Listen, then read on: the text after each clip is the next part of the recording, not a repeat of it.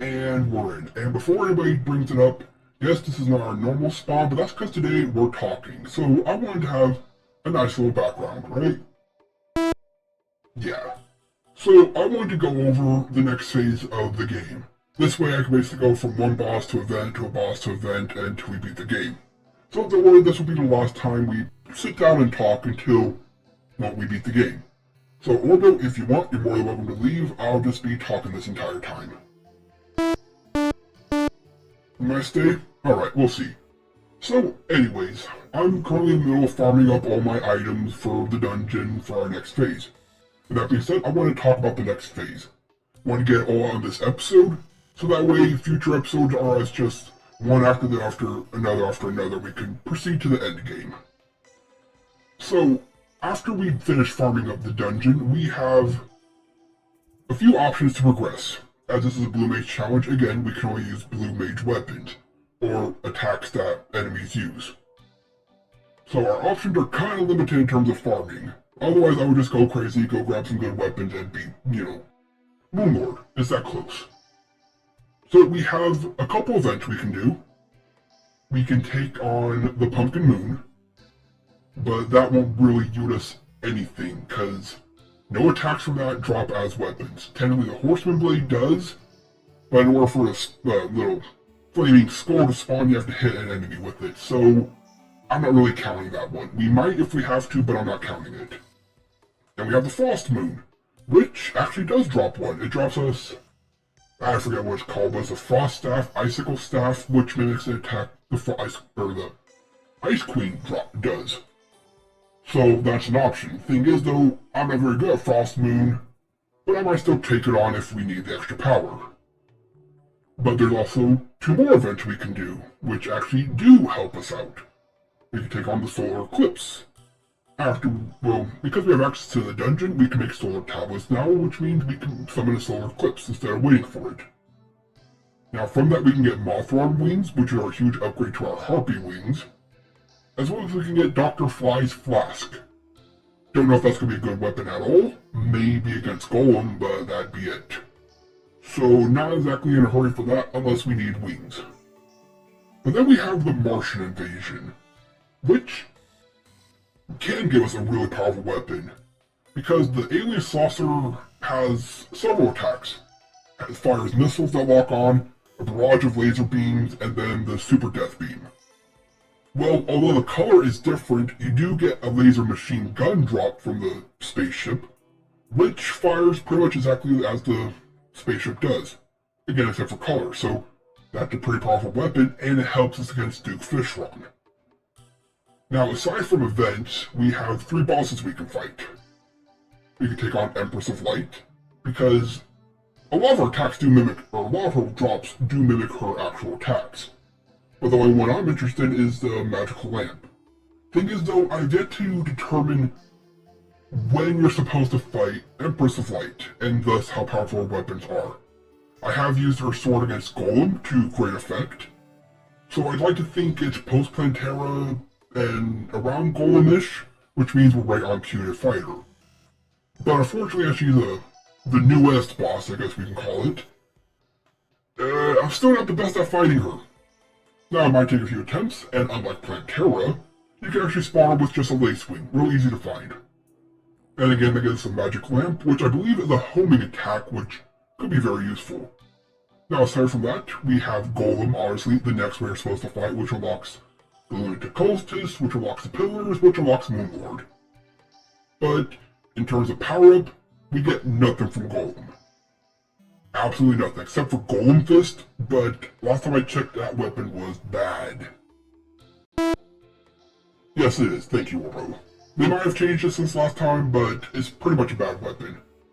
Now, you do get a Heat Rifle, but that doesn't mimic anything Golem does. And of course, our third boss we can fight is Duke Fishron, which I usually fight after Golem because that's usually when blah blah blah blah. Now, Duke Fishron is interesting because he drops 3 weapons that we could technically use but also can't. One is the Bubble Gun. It's the most obvious one. It shoots out a bunch of bubbles. Doesn't go very far, so it's kind of like a shotgun spread.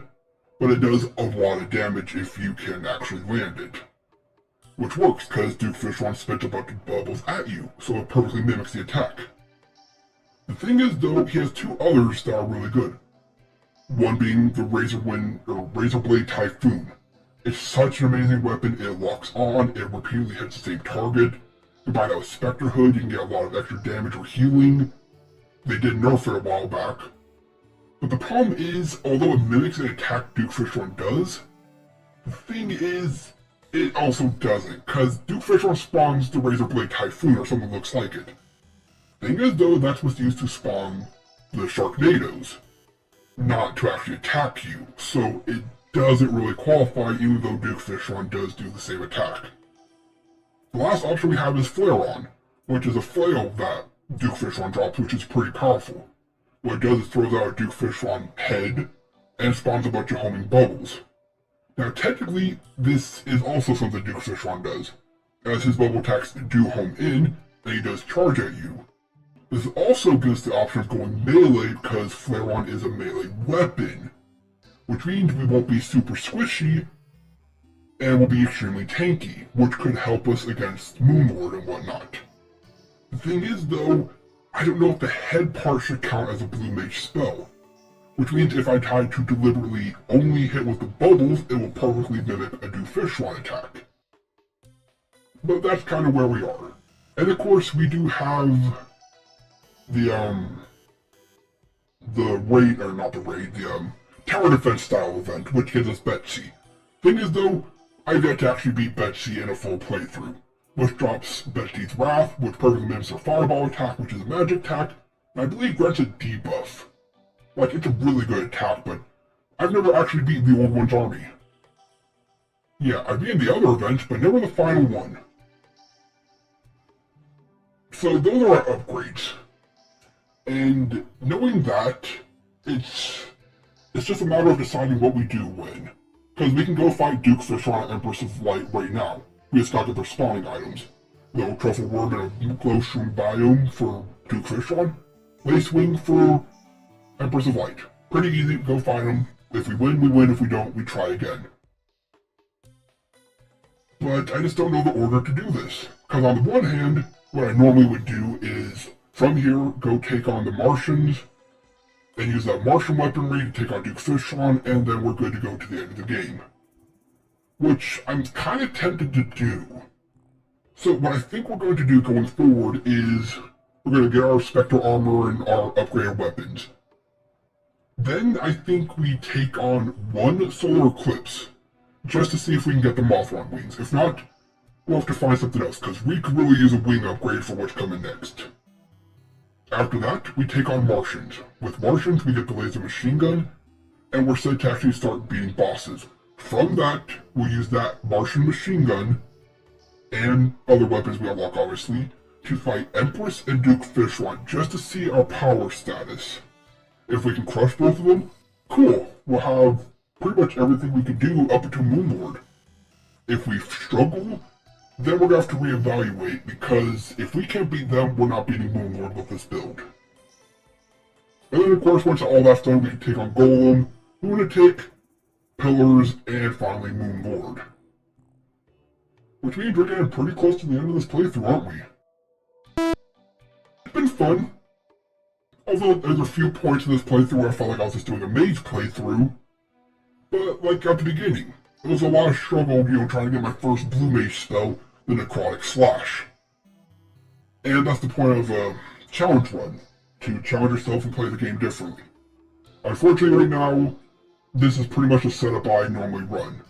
The Shower, the Nimbus Rod, and instead of Unholy Trident, I'd probably rocking Crystal Serpent, or Ocular Staff, or something like that. So, in a way, it's been fun, but I also knew there were a couple key points where it would just feel like a regular Mage playthrough, so... But see, we're at that point again where the weapons I would normally use aren't available to us, which again comes... Basically, the beginning and the end are the exact same. The middle was real easy, but now is the time we start facing challenges again. Because believe me, Moonlord is going to be hard without the weapons I normally use, which are pretty much the pillar weapons.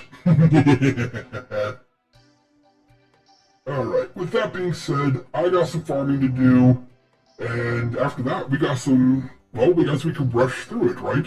An episode on Solar, episode on Martians, episode on Empress, episode on, you get the idea. So don't worry, from now on, there's going to be no sit-down recap episodes until we beat the challenge.